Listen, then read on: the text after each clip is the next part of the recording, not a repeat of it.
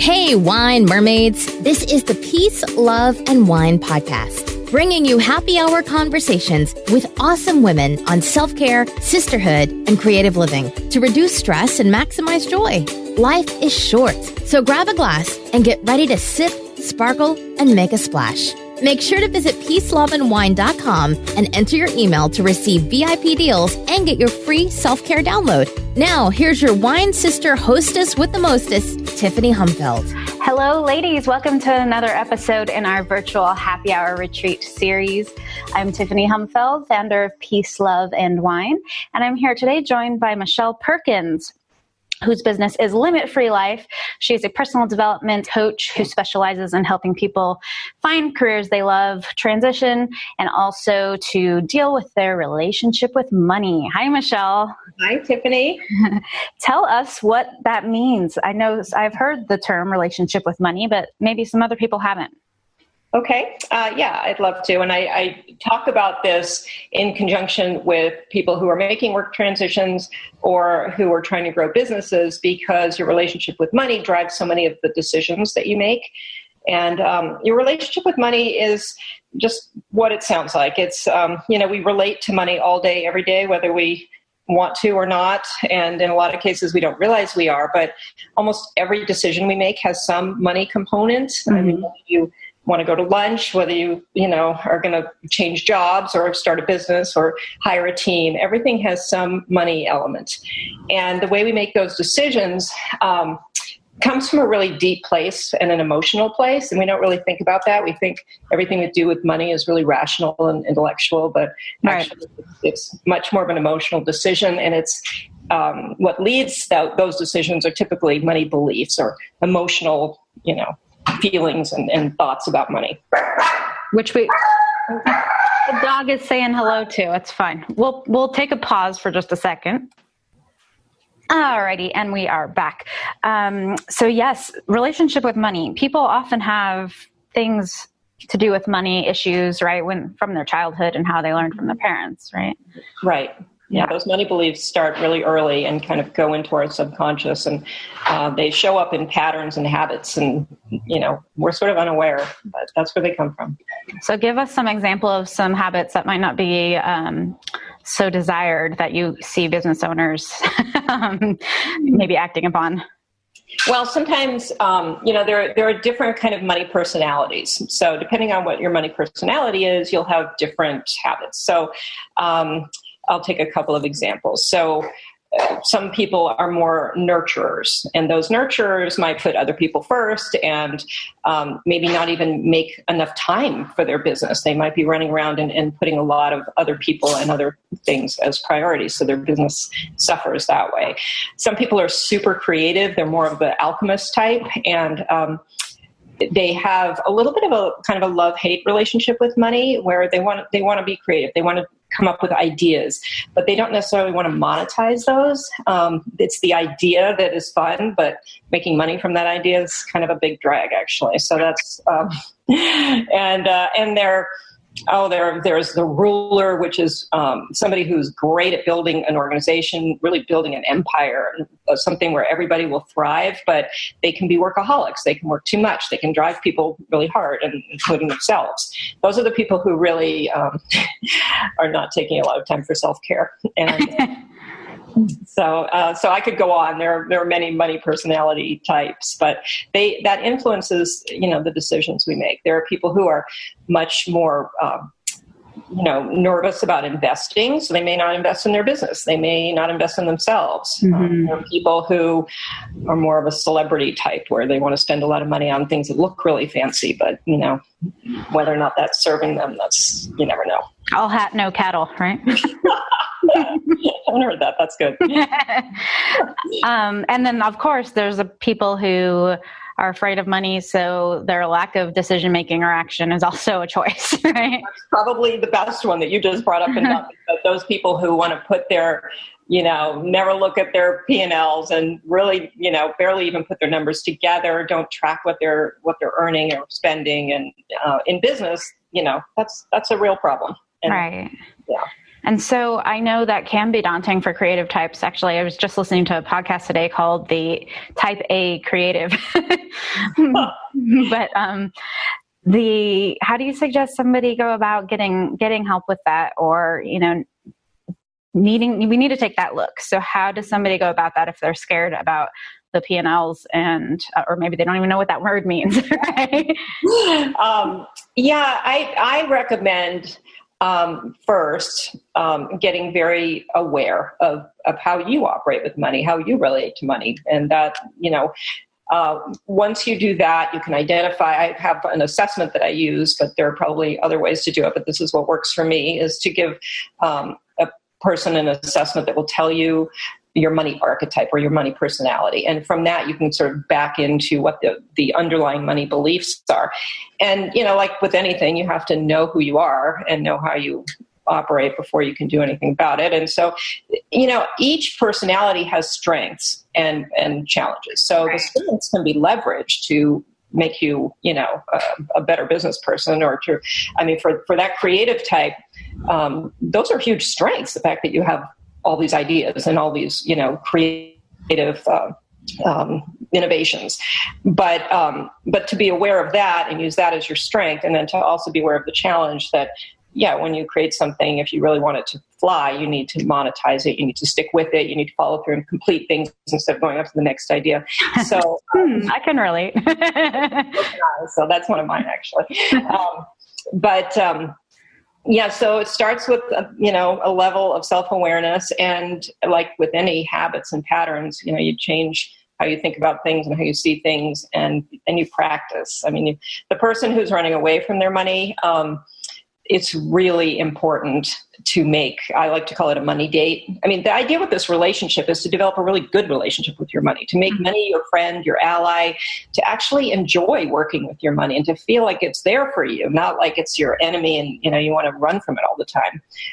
And so I really believe you can develop a really close, sort of loving relationship with your money, and the two of you can go off and make a great business or a great career.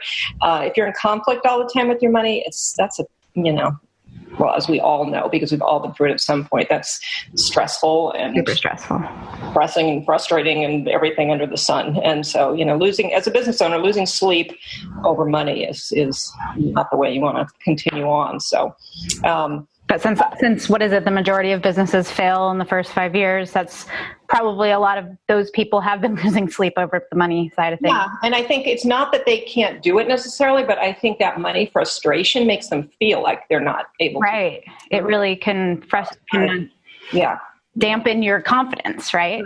Oh, definitely. I really think, earning money and making money, that and being a leader in your business, they go together. It's kind of hard to feel confident and in some kind of a good leadership place if money is really plaguing you. Right. Yeah. And there's so much personal development that goes with business. So I'm not really surprised that you kind of work on both, because I feel like being a good business owner, you're going to grow as a person, right? Yeah. Is that the truth? Yeah. It really, it reveals a lot about you trying to develop a business and having to face all these things they face. Yes. Things come up. I call it the entrepreneurial roller coaster. Yeah. I know. That's a real money mindset that you have to, if you want to go from, for example, corporate to entrepreneurship, you have to really, put yourself in a place where you can handle that roller coaster. Right. What it is. Yeah. Now let's talk about that a little bit, because you've had that journey, right? Going from corporate to working for yourself. So when did that happen? And if you've had any experience with the burnout side of working for yourself, tell us about that too.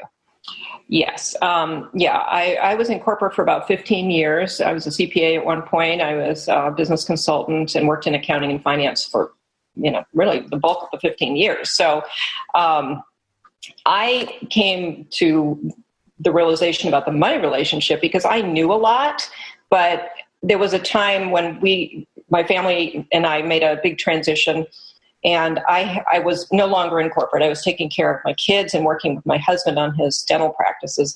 Oh. And we made a big shift with that. And I started making a lot of money decisions that well, we all did, but I was sort of in charge of money in our house. So a lot of them didn't make a lot of financial sense. They made sense for certain reasons, but financially not so much. And so I really got to a point where things were kind of bleak, and I had to figure that out and understand what I was doing. And I lost my self-confidence because I thought, well, I know all this stuff about money. Why is this happening? And it turned out to be this money relationship, and understanding my money personality helped me know that I wasn't actually going crazy. I was just doing things from an emotional place. Right. And I'm not sure I answered your question. I'm losing I lost the question somewhere in there. So. That's okay. I think I asked two at once, as I tend to do. So that's probably on me. I was kind of asking about your burnout, but also your history in corporate, but probably the burnout's more interesting. So. Oh, okay. Well, yes. And so then I was, I started my coaching business. I was still working with my husband. I was taking care of kids, excuse me, 1 second. And, so there was definitely burnout. There was burnout and a lot of stress and a lot of other overwhelm going along with that. And, I had to really figure that out. I mean, you can't go on in that situation. And part of it was figuring out my money challenges and working through those, which I have. And then I had to remember to take care of myself. I'm sure you've heard this from everybody, but, you really can lose yourself when you're trying to do all of these things at once and taking care. I was that person who would take care of everybody else first. And so I had to put some real discipline into both my business and my self-care. Because when you're overwhelmed, it's easy to run around all day like a crazy busy person and not get the things done that need to get done. Right. So getting really super disciplined about what you were, and really that took me a while. I'm talking about it like it was easy, but I tried a lot of things before I felt like I'd gotten it. So. And how did you help enforce that discipline? I mean, even with the self-care, one of my things is you need to put it on your calendar because that's the first thing to go when you get busy, right? So what do you do? I put it on my calendar. I usually look over my calendar the night before and kind of mentally, set my intention and prepare for the next day. I have a whole morning ritual. I have a lot of rituals these days. The rituals seem to really work for me. But if I do my morning ritual, which involves a whole lot of weird things like my journaling and certain music and lighting some incense. I mean, it's a thing. But I get up earlier so I can do it. But if I do that, my entire day is different. I mean, my entire day goes really nicely. And if I don't do it, anything can happen. It really, I feel totally out of control when I don't do it. I can relate to that. A couple of years ago, maybe I started doing the whole miracle morning thing, which sounds kind of like what you're talking about. And that can get out of control too, right? I know. You could spend 2 hours doing that and you're like, where did the day go? I had to rein that in too, because, that's really fun. You can get really into it. And yeah, I know. So what do you like to do then for your self-care? Obviously that's part of it and setting your intention and your mindset, but in terms of like something that's really for you to let your mind go. Yeah, I think getting out in nature is really big with me. If I can go outside and, I live near the water, so getting out and taking a walk on the beach, any kind of hiking, things like that. Being with friends, it's really nice to socialize and just be with, good friends. That's an important one. And even though, it sounds really simple, but you have to put that on your calendar or you never get to do it either. Life is just busy. And I love to travel when I can. And, this kind of work allows you to work and travel. So that's fun. And then, simple things too, reading, cooking, I love the arts. So when I can go to the theater or I can go to an art gallery or something, I'll do that. But I used to do more creative things. For 10 years, I went and did pottery every night. Oh, awesome. When I was in corporate, I would change into my my dirty overalls and go to the pottery studio, and I loved it. And I haven't been that devoted to something like that in a long time, and I'd like to get that back because I was recently talking to a coach who was asking. I mentioned that I love to create, creative work and creativity, and she said, "Well, what do you do that's creative?" And I thought, well, I think of my work as creative, but I mean, you have to make time for those things too. So that's my next thing: get back into some kind of art. Awesome. Where are you putting that on your calendar? Coach. No, it's on there, but it's I know it needs to happen. Maybe the new year. Put it for the first week of the new year. Yeah. Awesome. Yeah, I tried pottery when I was younger, and I am just really bad at it, but it's fun. It's really fun. It's messy, so there's a lot of cleanup. So you need a long block of time. That's the problem with it. Yeah. How did you decide on that specifically? How did you get into that? No, I've always just loved ceramics and pottery. I don't know why, my whole life I've loved it. So I just, I love looking at it. So then I just started doing it, and it was a huge escape, especially from corporate when I was, in that environment all day. And then I'd be with my art friends at night, and, it was great. So I recommend that to people if they need something to totally switch gears, from whatever they're doing to something completely opposite. Right. Yeah, it's a good way to feed that part of you if you still need that paycheck. Right? Exactly. Yes. So how do you work with somebody who's maybe they're making a really high income in corporate, or maybe they were and they've just transitioned to working for themselves and they're kind of freaked out about the money part of things and how am I going to eat? Yeah. And I do work with people like that, and I have. And I think, people are all different, and you have to figure out, some people can take that leap where they literally just quit, and they're going to just make it work. And, but there are a lot of people who need to ease into it, and they need to make it, there's a 1 or 2 year plan to move out of corporate. And, it takes a lot to make that transition. So there's no right or wrong, whatever that person needs, but people do tend to feel when they're on a path and they're, even though they haven't left yet, they have that other thing that they're working on. And so whether it's something that you start on the side, or you just plan it all out so that you can leave. And, some people have the resources to be able to leave, and a lot of people can't leave that big salary right away like that. So, you have to work with the person in their situation. And, but as I'm sure things start happening when you decide that's what you're going to do. Mm-hmm. Opportunities start coming, and you start seeing the ways to make it happen. So, right. Yeah. It's amazing how when your perspective shifts, it seems like magic happens, right? Yeah, it really does. It's great. Mm-hmm. I love it. And of course a strategy is necessary. It's not all just hoping. It's right. That strategy and taking those steps. Action. Yep. So you have a gift for our ladies here. Is that part of what you were speaking about earlier, your money boundaries breakthrough sheet?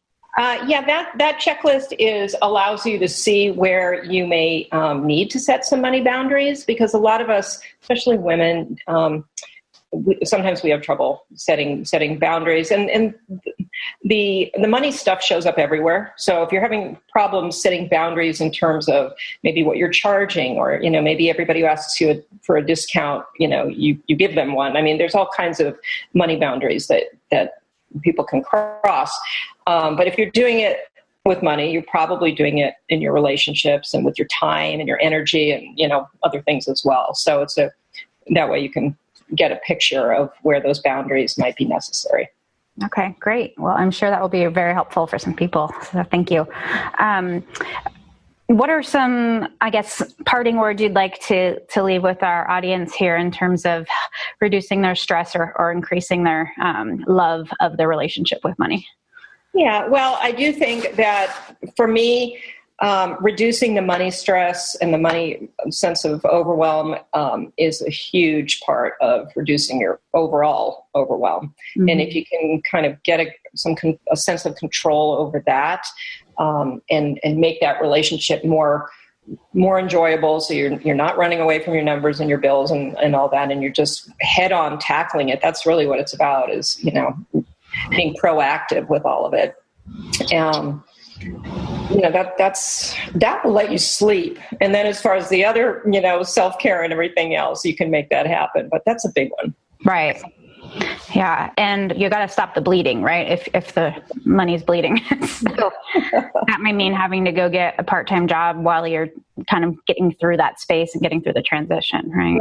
Right. Yeah. I mean, and you need to take care of all of it, but that one, sometimes that I think needs to be the first priority, is making sure that you've got that money part.